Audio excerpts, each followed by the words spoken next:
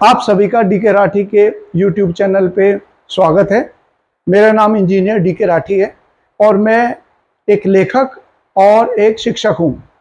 ये मेरी पुस्तक है जो 9th एडिशन मैंने यहाँ पर ऊपर दिखा रखा है और इसके अंदर 3300 क्वेश्चन है।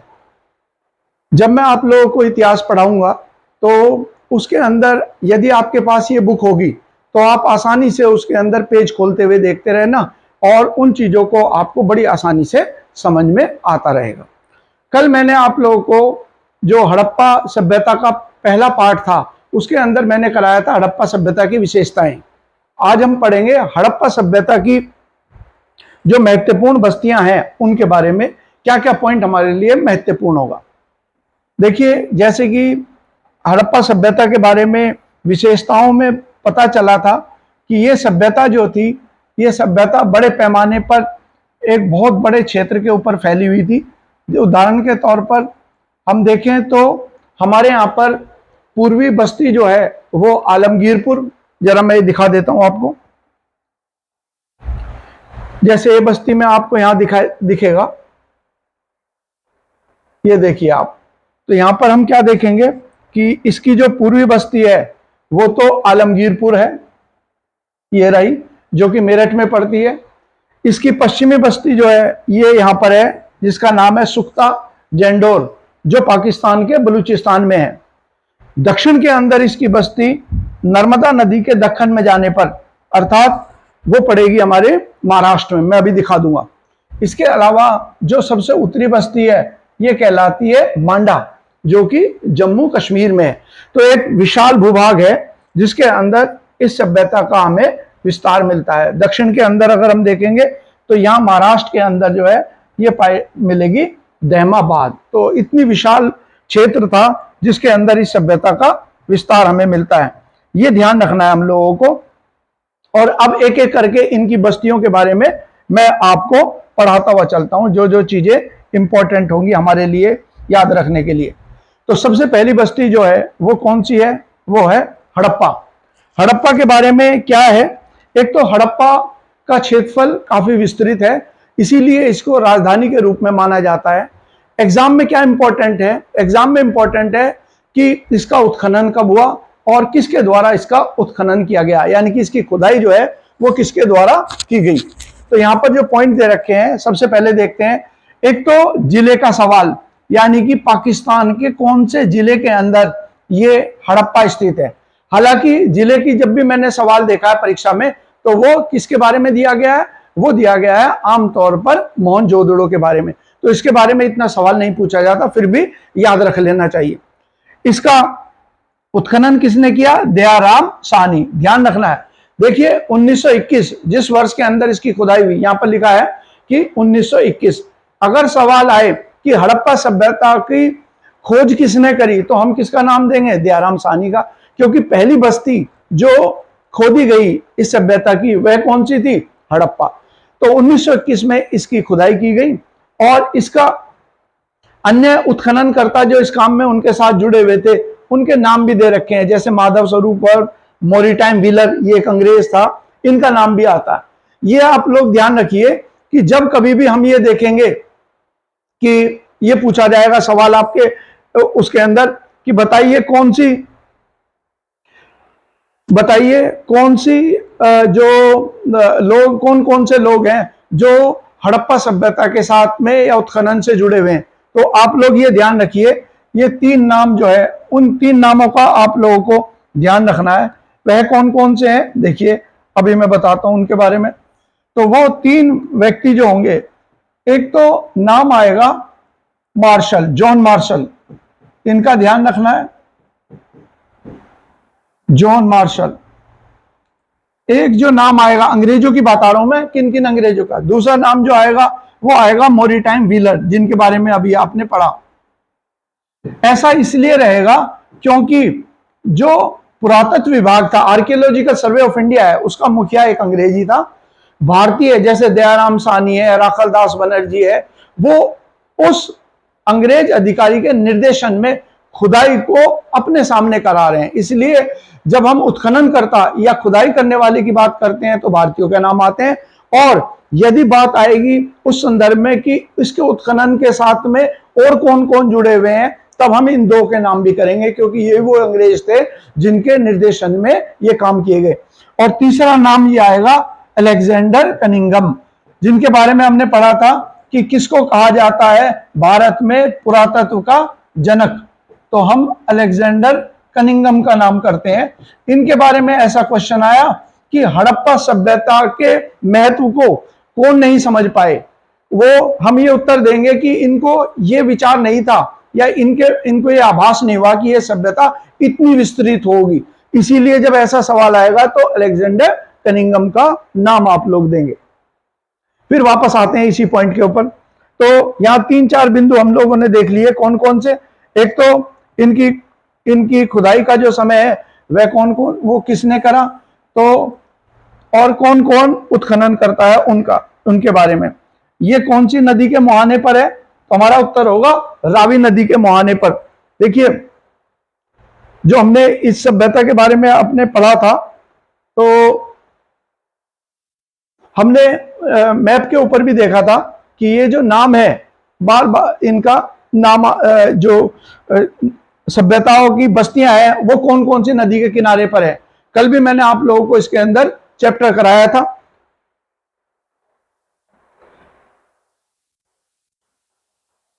अब पढ़ते हैं, तो यहां पर आप देख लीजिए, अगर हम उसकी बस्ती की बात करेंगे तो संभवतः आपको, चलिए अब हम देखते हैं दूसरा पॉइंट, अन्य और क्या क्या चीजें जो है वो यहां से हमें प्राप्त हुई है।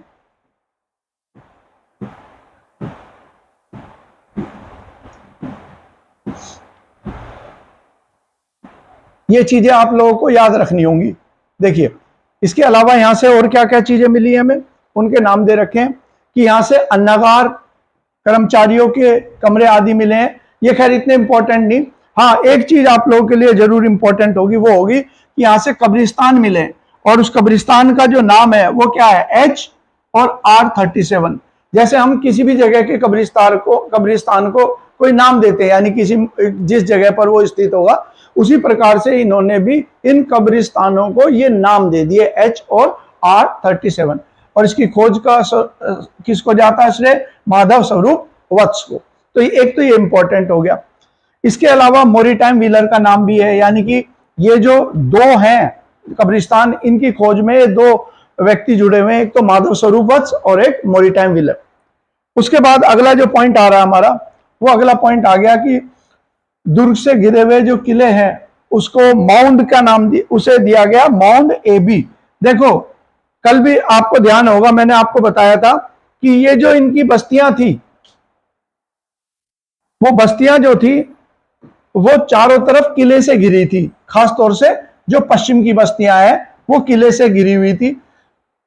तो उसी के बारे में देखिए, कल मैंने आपको कहा कि ये एक तो पूर्व के अंदर स्थित था जिसको निचला टीला, और एक जो है वो पश्चिम के अंदर था, और जो पश्चिम का टीला था ये चारों तरफ से दुर्गीकृत था। उसी के बारे में यहाँ पर जिक्र किया गया है, जो ये पॉइंट दे रखा है इसको। और इंग्लिश भाषा में इस टीले को माउंड कहते हैं। ये जो वर्ड यूज किया गया है माउंड, ये माउंड ही इंग्लिश में माउंड को ही टीला कहते हैं। तो ये नाम किसने दिया इसके टीले को, मोरिटाइम व्हीलर। मैंने आपको अभी समझाया था 3 अंग्रेजों के नाम आप लोगों को हमेशा ध्यान रखने हैं। जब कभी भी हड़प्पा सभ्यता की कोई बात आएगी तो हमेशा क्या करना है, आपको इनके बारे में, ये जो विद्वान है इनके बारे में ध्यान रखना है।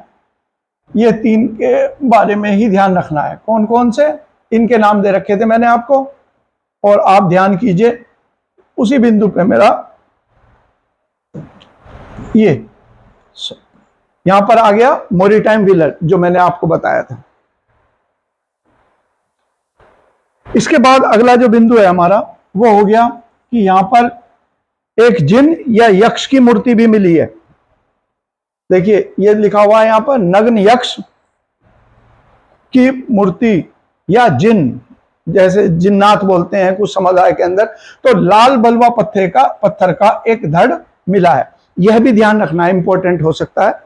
फिर सब आ गया कांसे की आकृति वाली मूर्ति मिली है जिस पर एक कुत्ता हिरण पर आक्रमण कर रहा है, जिसमें एक कुत्ता हिरण पर आक्रमण कर रहा है। ये भी मैंने ये देखा है अनुभव से कि इस प्रकार के इससे संबंधित भी क्वेश्चन जो है एग्जामों में नहीं पूछे जाते। इसके बाद आ गया अन्य कौन कौन सी खोज है जिनका जिक्र यहां पर किया गया है। देखिए यहां पर अगला आ गया सोने की आकृति जो है वो मिली है। ये भी कोई सवाल परीक्षाओं में नहीं पूछे जा रहे, इसको भी हम छोड़ सकते हैं। जैसे यहां पर आप देखेंगे कि इन सब चीजों का जिक्र किया हुआ है। कौन कौन सी? एक तो सोने का कंगन यहां पर मिला है, एक मम्मी यानी कि जिसमें किसी शव को सुरक्षित रखा जाता है उसको मम्मी कहते हैं। शतरंज की गोटियां जैसी एक मिली जुली कुछ गोटियां या फिर आकृतियां प्राप्त हुई हैं। यहां पर श्रमिक बस्तियां भी मिली हैं जिसको, और मॉरिटाइम व्हीलर जो है उसके अनुसार क्या है ये श्रमिक बस्तियां, ये दास लोग थे। देखिए पश्चिम के अंदर जो है दास प्रथा रही है, मध्य एशिया में दास प्रथा रही है, लेकिन भारत में इस प्रकार की कोई हमें उल्लेख नहीं मिलता भारतीय लेखकों के द्वारा। तो संभवतः जब पश्चिम के लोग भारत को देखते हैं तो वो अपने यहाँ के अनुभव के आधार पर जो है भारत में भी इस तरीके का वर्गीकरण करते हैं कि ये जो श्रमिक थे ये संभवतः दास रहे होंगे। तो अगर मैं हड़प्पा की बात करूं कि सबसे महत्वपूर्ण चीजें क्या क्या होंगी, तो एक तो शुरुआत की ही 2-4 पॉइंट रहेंगे जो आप लोगों के लिए अति महत्वपूर्ण होंगे। वो थे कि कौन सी नदी के किनारे बसा हुआ है, किसने इसका उत्खनन किया, किस वर्ष में इसका उत्खनन हुआ, 1921 आदि। ये पॉइंट आपके लिए ज्यादा जरूरी रहेंगे। इसके अलावा एक यक्ष की और जिन की या फिर वो जो मूर्ति मिली है जो, वो पॉइंट ध्यान रखना है। अगला इंपॉर्टेंट पॉइंट आ गया हमारे लिए, ये है मोहनजोदड़ो से संबंधित। ये काफी इंपॉर्टेंट है मोहनजोदड़ो। एक तो यही क्वेश्चन आ जाता है कि मोहनजोदड़ो जो है इसका क्या अर्थ है किस भाषा के अंदर। यदि हम कहें जो सिंधी भाषा है जिसके अंदर इसको लिखा गया है तो वहां पर इसको क्या नाम दिया गया है, तो मोहनजोदड़ो का अर्थ जो है वो मरे हुए लोगों का टीला है। दूसरा सवाल काफी इंपॉर्टेंट है कि मोहनजोदड़ो जो है पाकिस्तान के सिंध प्रांत के कौन से जिले में स्थित है। यह भी परीक्षा के लिए काफी महत्वपूर्ण है और एसएससी समेत कई एग्जामों के अंदर वनडे एग्जाम में पूछा जा चुका है, इसे आप लोग ध्यान रख लीजिएगा। इसके बाद अगला आ गया किस नदी के मुहाने पर यह बसा हुआ है। तो कल भी मैंने आप लोगों को या पिछली जो क्लास थी उसमें भी दिखाया था कि ये स्थित जो है ये स्थित है कौन से उसमें, ये स्थित है सिंधु नदी के मुहाने पर। अगला जो पॉइंट आएगा हमारा फिर आ गया इसके अंदर, इसका उत्खनन का श्रेय किसको जाता है, तो उसमें नाम आएगा राखल दास बनर्जी जिसको कहते हैं आर.डी. बनर्जी के नाम से भी जाना जाता है। और जब आर.डी. का पूरा नाम देखेंगे तो उसमें नाम आएगा राखल दास बनर्जी। 1921 के अंदर किसकी खोज हुई, हड़प्पा की। उससे अगले ही साल जो है राखल दास बनर्जी ने इस बस्ती का उत्खनन करा। इसके अलावा ये 2 अंग्रेजों के नाम मैंने आपको सूत्र बताए थे, इनका तो रखना ही है क्योंकि भाई ये तो अंग्रेज पदाधिकारी थे, इनका नाम तो कहीं ना कहीं अवश्य आता रहेगा। इसके अलावा अगला जो बिंदु है वो क्या है, वो हो गया कि ये जो मोहनजोदड़ो है ये हमें किसके नीचे मिला है, यानी कि मोहनजोदड़ो जो था ये वो बस्ती है जो 7 बार उजड़ी और 7 बार बसाई गई, क्योंकि सिंधु नदी के किनारे थी, संभवतः बाढ़ आदि के कारण ये नष्ट होती रही और इसको दोबारा से इसका जीर्णोद्धार किया गया। तो वर्तमान के अंदर जो है ये किसके नीचे से प्राप्त हुई है, तो हमारा उत्तर जो होगा वो होगा बौद्ध विहार के नीचे से यह प्राप्त हुई, यानी कि इस बस्ती के ऊपर बौद्ध विहार बना हुआ है वर्तमान में।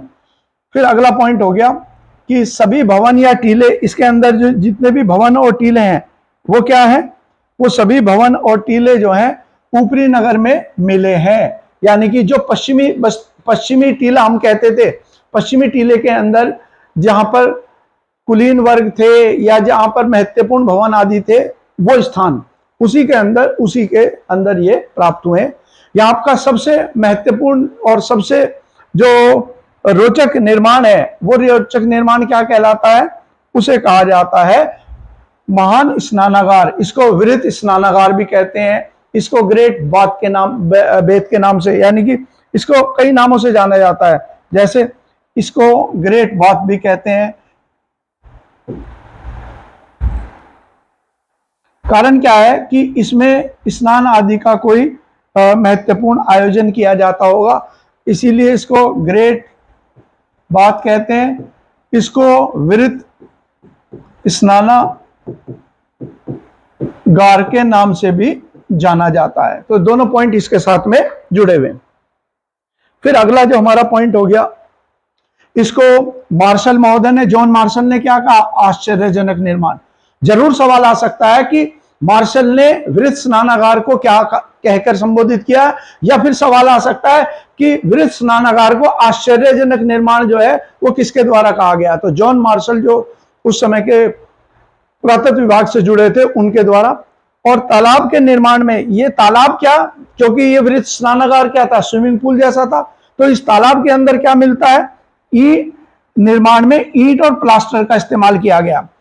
नीचे की तरफ जो स्विमिंग पूल का तली थी उसमें बिटुमन का इस्तेमाल किया गया, जिससे सड़क आदि का निर्माण होता है ताकि पानी जो है नीचे रिस कर ना जाए। इसके अलावा उत्तर और दक्षिण से यहां पर सीढ़ियां प्राप्त हुई है। ये देखिए सीढ़ियां, ये यूपी पीसीएस का क्वेश्चन है कि उत्तर और दक्षिण की दिशा से सीढ़ियां जो है कौन सी दिशा में प्राप्त हुई है ताकि लोग उतर सके। और साथ ही साथ इसके अंदर निकासी के लिए, क्योंकि कोई भी स्विमिंग पूल होता है उसे एक दिन जो है वर्तमान आधुनिक काल में एक दिन स्विमिंग पूल को के अंदर कोई स्नान नहीं होता, उस दिन पानी को खाली कर दिया जाता है और दूसरे रास्ते से यानी कि पाइप के द्वारा फिर उसे भरा जाता है।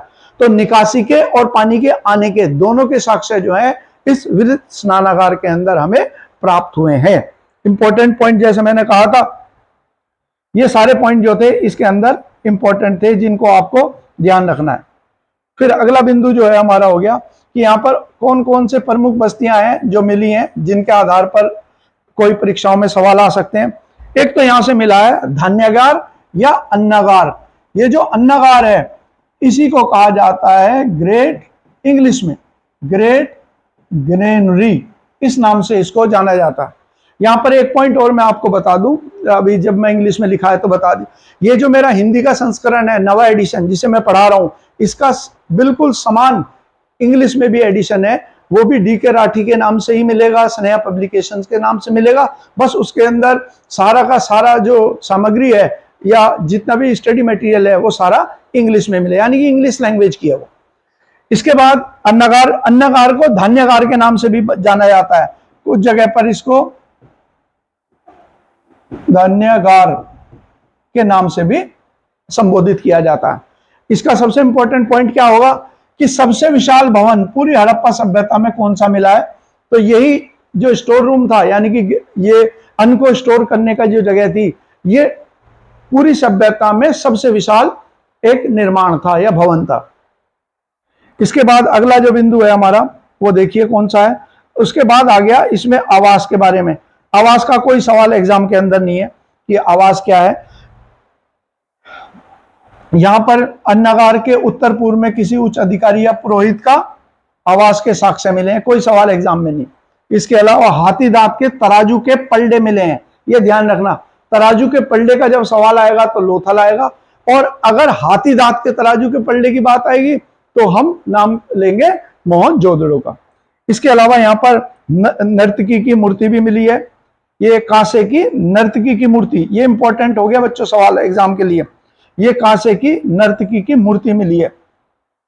तो जैसे हमारे यहाँ दक्षिण भारत के अंदर परंपरा है कि वहां पर कुछ स्त्रियां जो है अपनी बच्चियों को दान में दे देती हैं, जिसके कारण बाद में जब कोई समारोह आदि का आयोजन किया जाता है मंदिर में तो उस समय पर ये नृत्य का प्रदर्शन करती हैं। तो उस परंपरा के अवशेष हमें संभवतः यहाँ नर्तकी की कांसे की नर्तकी की मूर्ति के साक्ष्य से पता चलता है। तो ये इसी प्रथा को जिसमें लड़कियों को दान कर दिया जाता है मंदिरों को, उसे कहते हैं देवदासी प्रथा। तो संभवतः ये कांसे की नर्तकी की मूर्ति जो है उसी परंपरा को चिन्हित कर रही है, इसीलिए इसका यहाँ पर ये पॉइंट है। अगला इंपॉर्टेंट पॉइंट क्या आ गया यहाँ पर जो आप लोगों को ध्यान रखना है, वो इंपॉर्टेंट पॉइंट है कि यहाँ पर एक दाढ़ी वाले पुरोहित की मूर्ति प्राप्त हुई है। ये भी इंपॉर्टेंट क्वेश्चन है, ये यहाँ पर हो गया, दाढ़ी वाले पुरोहित की मूर्ति मिली है। इसने और इस दाढ़ी वाले पुरोहित की मूर्ति के कारण ही कुछ विद्वान ऐसा मानते हैं कि संभवतः जो वृत्त स्नानागार है उसके चारों तरफ जो कक्ष थे उन्हीं में से ये मूर्ति मिली है। तो हो सकता है कोई धार्मिक आयोजन स्नानागार में किया जाता हो, और क्योंकि मूर्ति एक पुरोहित जैसा दिखने वाले व्यक्ति की है, इसीलिए कुछ इतिहासकारों का यह मत भी है कि संभवतः यहाँ पर जो राजनीतिक व्यवस्था थी उसमें जो पुरोहित थे उनका महत्वपूर्ण हिस्सेदारी थी, या फिर वो स्वयं ही इसको चलाते थे। इसके अलावा दूसरा इंपॉर्टेंट पॉइंट है, कपास का बुना हुआ कपड़े का एक टुकड़ा जो है वो एक बर्तन के अंदर हमें यहाँ पर मिला है, ये भी इंपॉर्टेंट हो गया। तो कपास के जो साक्ष्य है वो हमें कहां से मिले हैं, इसका नाम आएगा। और अगर पूछा जाए कपास की खेती के प्राचीनतम साक्ष्य, तो हम किसका नाम ले रहे हैं, मेहरगढ़। जब हमने नवपाषाण काल मैंने आपको पढ़ाया था, आप पार्ट 1 देख लिए हड़प्पा सभ्यता का वीडियो में, तो उस पार्ट 1 में मैंने आपको बताया कि मेहरगढ़ के अंदर जो है कपास के साक्ष्य मिले हैं, और क्योंकि सिंधु नदी के किनारे बोया जाता था इसीलिए कपास को सिंधन के नाम से भी विदेशी पुकारते थे। अगला जो बिंदु है हमारा वो हो गया कि यहां पर सड़कों पर मानव कंकाल मिले हैं। देखिए इस चीज को क्यों महत्वपूर्ण है, इसके लिए ये जो सभ्यता थी हड़प्पा, ये एक बहुत बड़े भूभाग में फैली हुई सभ्यता थी। इतनी विशाल सभ्यता का जो पतन हुआ उसके अनेक कारण हैं, उनमें से एक कारण बताया गया है कि विदेशी आक्रमणकारी। और उसके पीछे आधार क्या बताया गया विदेशी आक्रमणकारी, तो ये बताया गया कि मोहनजोदड़ो के अंदर सड़कों के ऊपर मानव कंकाल मिले हैं। अन्यथा पूरे हड़प्पा सभ्यता के अंदर प्रत्येक बस्ती के अंदर शव को दफनाने की एक विधिवत प्रक्रिया अपनाई जाती थी, और वो प्रक्रिया जो है वो इस जगह के ऊपर नहीं अपनाई गई। इसीलिए विद्वानों ने ये माना कि संभवतः ये जो मृत्यु हुई थी ये अचानक हमले के कारण हुई, और साथ ही साथ ये जो कंकाल मिले हैं इनमें से एक मंगोल प्रजाति के व्यक्ति का भी कंकाल मिला है। ये इस चीज को फिर बल देता है संभवतः ये बाहरी लोगों का हमला था, क्योंकि हम जानते हैं कि हड़प्पा वासी जो थे वो भूमध्य सागरीय प्रजाति के थे, और एक कंकाल अन्य प्रजाति का मिलने का यही अर्थ बताते हैं विद्वान कि ये विदेशी हमलावरों में से एक था। इसके अलावा कुछ व्यक्तियों की मृत्यु जो है प्लेग या मलेरिया के कारण, यानी कि कुछ शव मिले हैं, और आप जानते हो कार्बन डेटिंग विधि के द्वारा जब उनके अध्ययन किया गया तो ये पता लगा कि संभवतः इनकी मृत्यु जो है इन 2 बीमारियों के कारण हुई होगी, प्लेग या मलेरिया। ये भी सवाल एग्जाम में किस प्रकार का आएगा कि प्लेग या मलेरिया से जो मृत्यु है उसके साक्ष्य हमें कहां से मिले हैं, वो भी मोहनजोदड़ो का नाम आएगा। अगला इंपॉर्टेंट हो गया, एक मोहर मिली है, ये काफी इंपॉर्टेंट पॉइंट है, मोहर मिली है। ये मोहर जो है, ये 2 सवाल है एग्जाम के अंदर जो पूछे गए हैं, एक तो आईएएस की परीक्षा में पूछा गया, और दूसरा ये इंपॉर्टेंट है अन्य कारण से, केवल मोहर के कारण नहीं। यहां पर एक मोहर मिली है जिसके ऊपर एक देवता जैसा दिखने वाला, जो विद्वानों ने देवता माना, एक पुरुष की आकृति बनी हुई है, और उसके चारों तरफ जो है वो पशु जो है बैठे हुए हैं। और इसीलिए एक अंग्रेज विद्वान जिनका नाम क्या आएगा, ये नाम आएगा मार्शल। विद्वान मार्शल ने क्या कहा है कि ये जो पुरुष है ये पुरुष और कोई नहीं है, शिवजी हैं, और शिवजी का एक नाम क्या है, पशुपति। पशुपति का मतलब हो गया पशुओं का देवता, पति का मतलब मालिक के संदर्भ में होता है, और पशु हो गया जानवर, तो इसीलिए पशुओं के मालिक के रूप में शिव की आकृति बताई गई है। हालांकि सभी विद्वान इस पर एक मत नहीं है, लेकिन क्योंकि मार्शल जो है महत्वपूर्ण है इसलिए इसे पशुपति शिव की मोहर कहा जाता है। तो सवाल एग्जाम के अंदर क्या आएगा, इस प्रकार का आएगा कि हमने ये देखा था पिछले वीडियो में कि आमतौर पर इनकी धार्मिक मान्यता जो थी वो मातृ देवी की पूजा थी, परंतु यहां पर हमें एक पुरुष देवता पशुपति शिव की मोहर भी मिली है, यानी कि पुरुष देवता का भी संभवतः ये लोग आदर करते थे या उनका आह्वान भी किया जाता था, पूजा की जाती थी। अगला इंपॉर्टेंट सवाल जो है ये आईएएस की परीक्षा में आया हुआ, ये सवाल क्या है कि एक कुबड़ वाले बैल की प्रसिद्ध मोहर मिली है, ये इंपॉर्टेंट सवाल हो गया। जब भी हम हड़प्पा सभ्यता की बात करते हैं तो कोई सी भी पुस्तक देख लीजिए, एनसीईआरटी देख लीजिए, तो वहां पर एक मोहर मिलेगी जिसपे एक कुबड़ वाले बैल, और पिछली क्लास में मैंने आपको बताया था कुबड़ वाला बैल इनका सबसे पवित्र पशु था। और उसी की प्रसिद्ध मोहर जो पहचान बन गई है आज हड़प्पा की सभ्यता की, उसकी मोहर कहां से प्राप्त हुई थी? वो मोहनजोदड़ो से प्राप्त हुई। ये इंपॉर्टेंट क्वेश्चन हो गया इस संदर्भ के अंदर। अगला जो पॉइंट हो गया हमारा, फिर हो गया अन्य बस्ती राखीगढ़ी।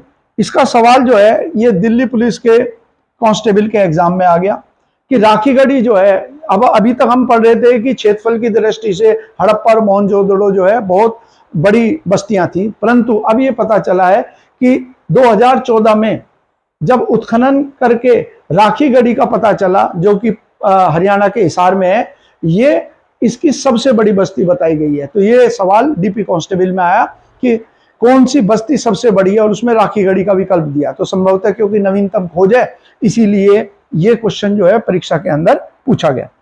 अगली बस्ती का नाम जो है, अगली बस्ती का नाम है रोपड़।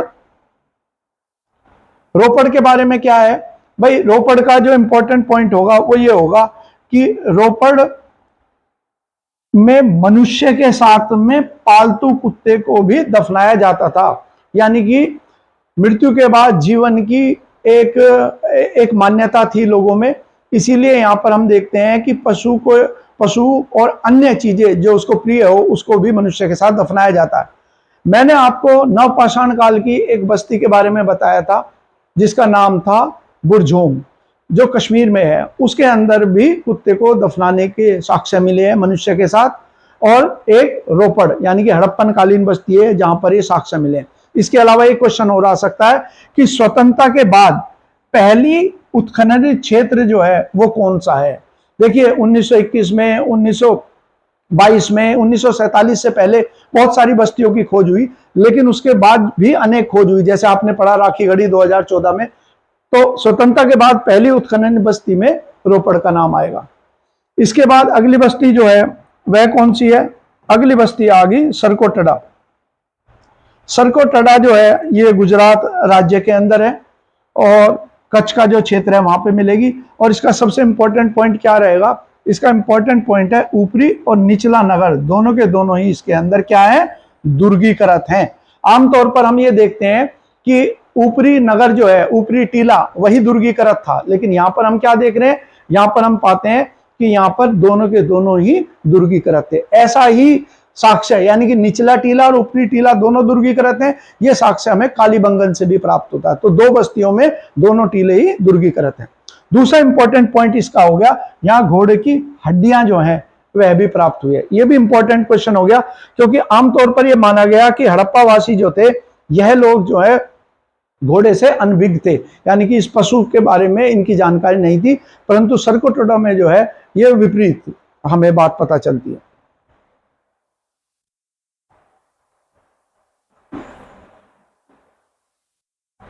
इसके बाद अगली बस्ती का नाम जो है, अगली बस्ती आ गई हमारी जिसका नाम है कालीबंगा, जिसका मैंने अभी जिक्र किया था आपको। कालीबंगन या कालीबंगा अलग अलग नाम लिखा होता है। ये भी बहुत महत्वपूर्ण बस्तियां हैं, क्योंकि इसके अंदर भी जो खुदाई के बाद प्राप्त हुई जानकारी है वो भी अन्य जगह पर, कई जगह पर या किसी जगह पर नहीं मिली है। कौन कौन सी चीजें इसके लिए इंपॉर्टेंट होंगी ये देखते हैं। सबसे पहले तो ये घग्गर नदी के बाएं तट पर है। आप लोगों को जब हड़प्पा सभ्यता पढ़ते हैं तो उसके अंदर नदियां आप लोगों को जो याद करनी है वो चार ही नदियां याद करनी है। एक तो सिंधु नदी मोहनजोदड़ो बसी हुई थी, फिर रावी नदी हड़प्पा बसी हुई थी, फिर घग्गर नदी, उसके अंदर आप बनावली या फिर कालीबंगा का नाम देंगे, और चौथी आपको नदी याद करनी भोगवा, जिसके मुहाने पर क्या बसा हुआ है? लोथल। तो चार ही आप लोगों को नदियां याद रखनी है। इसके अलावा इसके उत्खनन से जुड़े हुए लोग कौन कौन से थे? बीबी लाल और बीके थापर। याद करना चाहें तो कर लें। नगर में दो टीले मिले हैं। इसके अंदर भी क्या विशेषता है? विशेषता है कि ऊपरी टीले के साथ साथ निचला टीला भी दुर्गीकृत है। तो आप लोगों को यदि ध्यान हो तो मैंने आपको क्या बताया कि यहां पर दो बस्तियां ऐसी है जिस पर ऊपरी और निचला दोनों टीले ही दुर्गीकृत हैं। पहली बस्ती मैंने आपको अभी कौन सी पढ़ाई थी? सरकोटड़ा। कहां पर है? गुजरात में। और दूसरी बस्ती कौन सी होगी? कालीबंगा।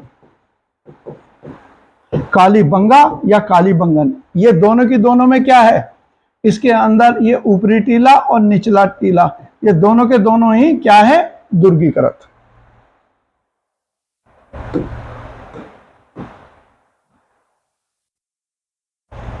इसके बाद है अगला इंपॉर्टेंट पॉइंट है कि यहां पर जुते हुए खेत के साक्ष्य प्राप्त हुए, ये भी काफी इंपॉर्टेंट क्वेश्चन है, जुते हुए खेत के साक्ष्य।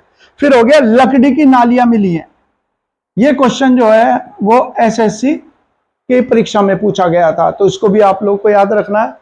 भूकंप के प्राचीनतम साक्ष्य जो है वो भी हमें यहीं से ही प्राप्त मिले हुए हैं। इसके बाद अगला जो हो गया, अगला हो गया अग्निकुंड के बारे में, कि जो अग्निकुंड है यानी कि कोई आयोजन आदि किया जाता होगा, बलि आदि देना या फिर आह्वान किया जाता होगा या कोई यज्ञ किया जाता होगा, उसके साक्ष्य। ये इतना इंपॉर्टेंट नहीं है एग्जाम के हिसाब से। अगली जो बस्ती है हमारी, अगली बस्ती हो गई लोथल।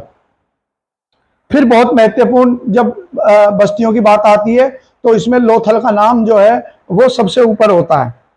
लोथल जो है ये गुजरात राज्य के अंदर स्थित है। ये कौन सी नदी के किनारे पर है, तो हमने बताया ये भोगवा नदी के किनारे पर स्थित है, और इसके महत्व के आधार पर इसको लघु हड़प्पा यानी कि मिनी हड़प्पा के नाम, मिनी मोहनजोदड़ो या मिनी हड़प्पा के नाम से जाना है। उपनाम वाला सवाल जो है परीक्षा में अभी तक मैंने देखा नहीं है, लेकिन जरूर पूछा जा सकता है। इसके अलावा यहाँ पर विश्व के प्राचीनतम बंदरगाह के जो साक्ष्य हैं वो भी प्राप्त हुए हैं।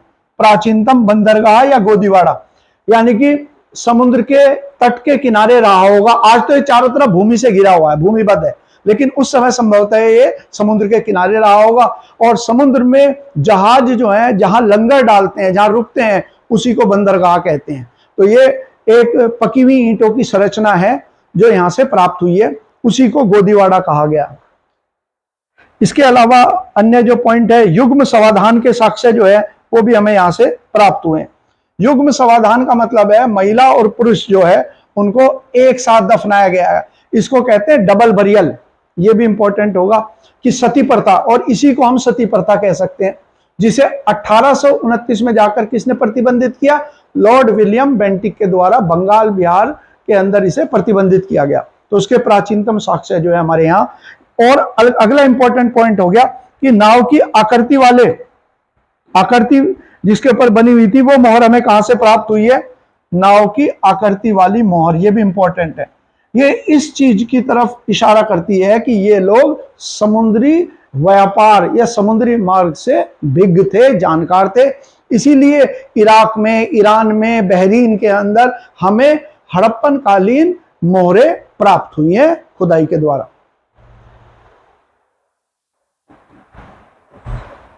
इसके बाद अगली बस्ती जो है वो भी इंपॉर्टेंट है, गुजरात राज्य में है, उसका नाम है धौलवीर।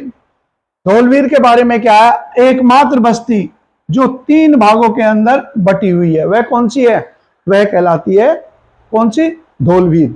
हमने पढ़ा था कि आमतौर पर, पिछली वीडियो में मैंने आपको बताया कि सामान्यतः 2 भागों में सारी की सारी बस्तियां बटी हुई थी, ऊपरी टीला, निचला टीला, लेकिन 2 बस्तियां अपवाद हैं। एक बस्ती जिसमें 3 टीले हैं वो धौलवीर है, और एक बस्ती जिसमें कोई भी टीला नहीं है वो कौन सा था, याद कीजिए आप लोग, वह था चनूदड़ो, जो पाकिस्तान के सिंध प्रांत के अंदर स्थित है, उसके बारे में मैंने जिक्र किया था। इसके बाद हो गया एक साइन बोर्ड मिला है। साइन बोर्ड क्या हो गया, जब हम कहते हैं कि इनकी लिपि अपठनीय है, और वह लिपि कैसे बनी है, कुछ चित्रों को जोड़कर कोई शब्द बनता था, तो वो चित्र नुमा शब्द जो है कहां पर अंकित हुए हैं, कहां से हमें वो पत्थर मिला है जिस पर वो अंकित है, तो ये साइन बोर्ड का मतलब धौलवीर से प्राप्त हुआ है। तो ये भी इंपॉर्टेंट क्वेश्चन है जिस पर चित्रा। यहां पर स्टेडियम के साक्ष्य भी मिले हैं। स्टेडियम का मतलब हो गया जहां लोग इकट्ठा होकर कोई आयोजन आदि को देखते थे, तो उसके साक्ष्य भी यहां पर है। और अगला इंपॉर्टेंट क्वेश्चन जो है हर परीक्षा के लिए है, ये ध्यान रखना है, ये हो गया कि यहां पर जल संचय या जलाशय के साक्ष्य मिले हैं। ये देखिए, जल संचय या जलाशय के, यानी कि पानी को रोककर सिंचाई के लिए कोई व्यवस्था की जाती होगी। तो ये क्वेश्चन यूपी पीसीएस के अंदर भी है और एसएससी के एग्जाम के अंदर भी, इसीलिए इसको ध्यान रखिए।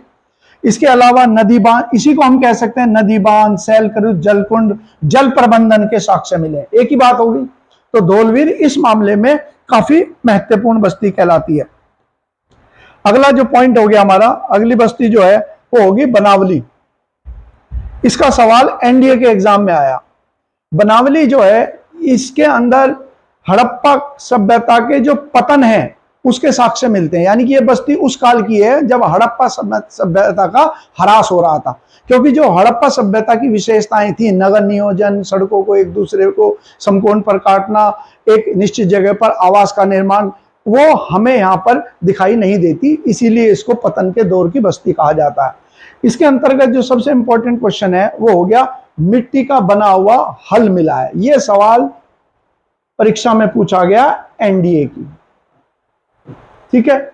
इसके अलावा एक पॉइंट और यहां पर लिखा हुआ है कि यहां से हमें प्राप्त हुए हैं, क्या प्राप्त हुए हैं, यहां से हमें प्राग हड़प्पा, हड़प्पा से पहले, हड़प्पा के और उत्तर हड़प्पा के साक्ष्य मिले। यानी कि ये वो बस्ती थी जिसकी बसावट जो है वो अलग अलग समय पर चलती रही। जैसे हमारे यहाँ पर जो बनारस है या काशी बोलते हैं, ये प्राचीनतम नगरी मानी जाती है। तो इसने बहुत पुराना समय भी देखा, मध्य काल का समय भी देखा और आधुनिक काल का भी। तो हम कह सकते हैं इस बस्ती के अंदर अलग अलग समय काल के कालखंड के साक्ष्य प्राप्त हुए।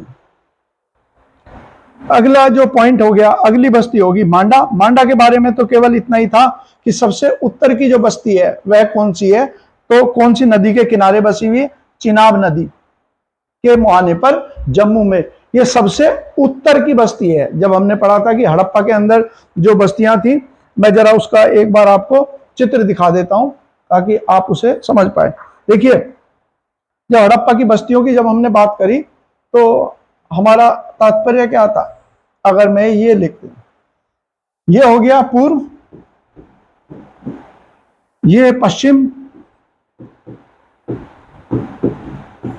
ये उत्तर और यहां पर है दक्षिण।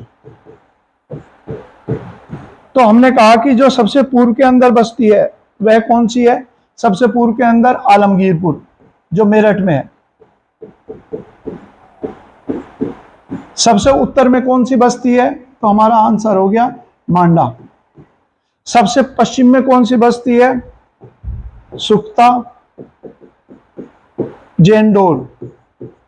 और सबसे दक्षिण में कौन सी है, ये होगी दयामा। क्लियर हो गया। इसका हम संदर्भ कर रहे थे, कहां पर है ये, मैं थोड़ी ये ऊपर जरा ज्यादा ऊपर लिखा गया, अभी मैं इसको नीचे कर देता हूं।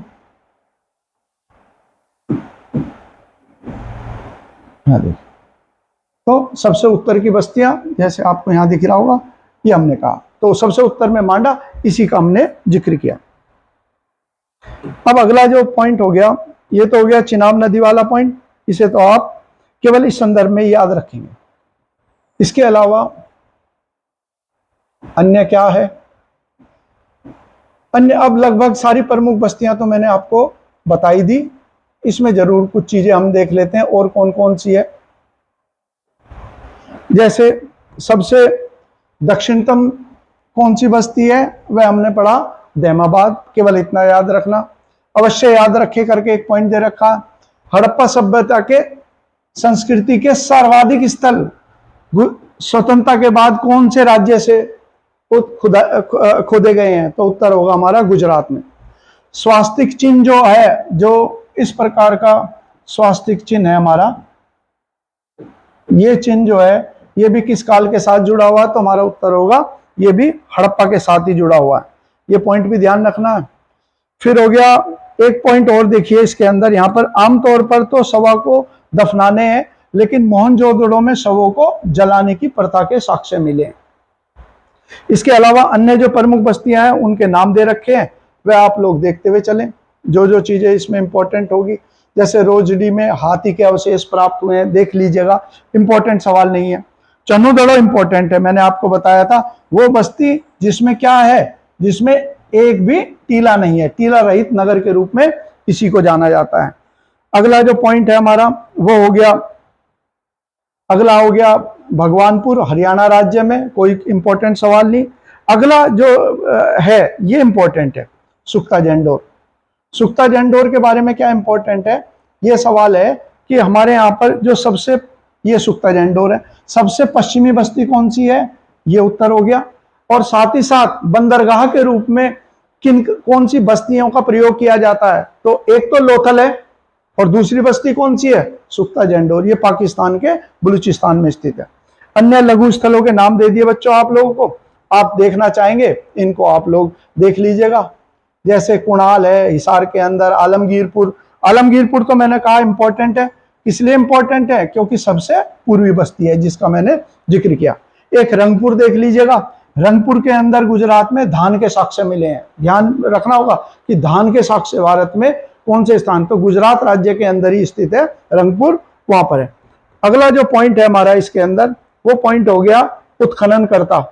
उत्खननकर्ता, देखो बच्चों उत्खननकर्ता में जो सबसे इंपॉर्टेंट है जो आपको याद करने हैं, एक तो हड़प्पा दयाराम साहनी, एक मोहनजोदड़ो, ये ध्यान रखना है, एक आप लोथल कर लीजिए करना चाहें वो, और एक कालीबंगा। मैंने यहां पर कुछ ही के दे रखे हैं, बाकी सब बस्तियों के उत्खननकर्ता अलग अलग है। लेकिन कोई सा भी एग्जाम हो, चाहे पीसीएस का एग्जाम हो, चाहे वनडे अन्य कोई एग्जाम हो, एसएससी आदि का, उनमें इन्हीं से गिने चुने पूछे जाते हैं। तो मैंने ज्यादा नहीं दे रखे, इसके अंदर 6 दे रखे हैं, आप 6 के 6 उत्खननकर्ता को याद कर लीजिए। तो हड़प्पा से जुड़ा हुआ कोई भी प्रश्न होगा उत्खननकर्ता का, उसे आप सही करने की पूरी तरह स्थिति में होंगे। फिर इसके बाद यहां पर पॉइंट दे दिया कि ये जो बस्तियां थी या ये जो सभ्यता थी, ये इतनी विशाल सभ्यता खत्म कैसे हुई। जैसे मैंने कहा, कुछ ने तो माना कि ये बाह्य आक्रमण था। बाह्य आक्रमण क्यों, क्योंकि मोहनजोदड़ो से कंकाल मिले हैं सड़कों पर, जबकि इनके यहाँ शव को दफनाने की क्रिया थी, यानी कि अचानक हुए किसी हमले में ये लोग मारे गए होंगे, इसीलिए विधिवत तरीके से इनको नहीं दफनाया गया। तो इसमें नाम किसका है, मोरिटाइम व्हीलर का, ये याद कर लेना। ज्यादा बाढ़ और भूकंप, देखिए भूकंप हमारे यहाँ गुजरात के अंदर भूकंप आया था 21वीं शताब्दी की शुरू में, आप देखें 2001 या 2002 का शायद वर्ष था, जबरदस्त तबाही मची थी, तो वो भी एक कारण हो सकता। बाढ़ का कारण क्या हो सकता, मोहनजोदड़ो 7 बार बसाई गई और 7 ही बार वो उजड़ी, तो वो बाढ़ के कारण होते थे। तो ये 2 कारण, इसके अलावा पर्यावरण के भी कारण बताए गए हैं, वो उन चीजों में हम नहीं जाते क्योंकि वो हमारे परीक्षाओं के लिए इतना महत्वपूर्ण नहीं। फिर यहां मैंने दे दिया आपको वस्तु और कहां कहां से वो आयात करते थे। तो अपनी जरूरत की चीजों के लिए वो अलग अलग स्थानों पर निर्भर थे। जैसे उदाहरण के तौर पर अगर हम स्वर्ण की बात करें, तो आज भी स्वर्ण के लिए सबसे प्रसिद्ध खाने कहां पर है, कर्नाटक के कोलार में, ये पॉइंट याद रखना। और एक याद कर लेना आप, लाजवर्थ, किसी कारणवश ये भी क्वेश्चन एग्जामों में आ जाता है। तो आयात निर्यात या वस्तु कहां से मंगाते थे, ये बहुत लोकप्रिय सवाल नहीं है, लेकिन लाजवर्थ जो है ये ध्यान रखना है, ये अफगानिस्तान के बदख्श खां, यहां से आयातित किया जाता। हड़प्पा सभ्यता जो है पूर्ण रूप से मैंने आपको समाप्त करा दी, और अब मैं इसका आप लोगों को जो क्वेश्चंस है उनको मैं डिस्कस करूंगा अगले वीडियो में, जो पार्ट 3 होगा। ये तो पार्ट 2 चल रहा है। इसे समाप्त करने से पहले एक और चीज मैंने इसके अंदर दे रखी है जो परीक्षा में संभवतः पूछी जा सकती है या पता होना चाहिए जब भी हम हिस्ट्री पढ़ते हैं। एक समय था इसको कहा जाता है महापाषाण। महापाषाण का मतलब हो गया, संधि विच्छेद करेंगे तो बड़ा पत्थर। तो दक्षिण भारत के अंदर कुछ स्थान मिले हैं जहां शवों के पास में बड़े बड़े पत्थर स्थापित किए गए हैं, और यह पाया गया कि इन सभी शवों में जो अलग अलग क्षेत्रों में, आंध्र प्रदेश, कर्नाटक, इन क्षेत्रों में फैले हुए थे, उनके अंदर समानताएं हैं। तो इसीलिए उसको भी एक अलग संस्कृति नाम दे दिया गया। हमारे लिए इंपॉर्टेंट क्या होगा, हमारे लिए इंपॉर्टेंट होगा कि इस महापाषाण बस्तियों के साथ क्या चीजें विशेष थी जो इनसे जुड़ी हुई हैं। 2 चीजें आप लोगों को ध्यान रखनी होगी जो इसके साथ में जुड़ी हुई है। कौन कौन सी, एक तो यहां से काले और लाल मृद भांड, यानी कि बर्तन कैसे मिले हैं, जिसको लिखते हैं black and red ware English में, और हिंदी में काले और लाल मृद भांड। इसके अलावा दूसरा पॉइंट जो होगा, लोहे के औजार। बस ये 2 पॉइंट आपको ध्यान रखना है। और ये पूछेंगे महापाषाण किससे संबंधित है, तो हमारा उत्तर होगा दक्षिण भारत से संबंधित है। और इस संस्कृति के अंदर ये 2 विशेषताएं थी कि इनके यहाँ बर्तन पाए गए हैं, और बर्तन जो है उसी प्रकार के थे जिस प्रकार के हमें हड़प्पा में मिलते हैं, यानी कि काले और लाल मृद भांड। लेकिन एक चीज अलग थी, वो थी लोहे के औजार। और लोहे का आगमन, लोहे की खोज किस समय पर हुई, वैदिक काल में। यानी कि ये बस्ती जो है ये हड़प्पा से शुरू होकर और आगे वैदिक काल तक दक्षिण भारत में चलती रही होगी। आज की वीडियो मैं यहाँ पर समाप्त करता हूँ और आप लोगों ने ये वीडियो देखा, इसके लिए आपका बहुत बहुत आभार और धन्यवाद।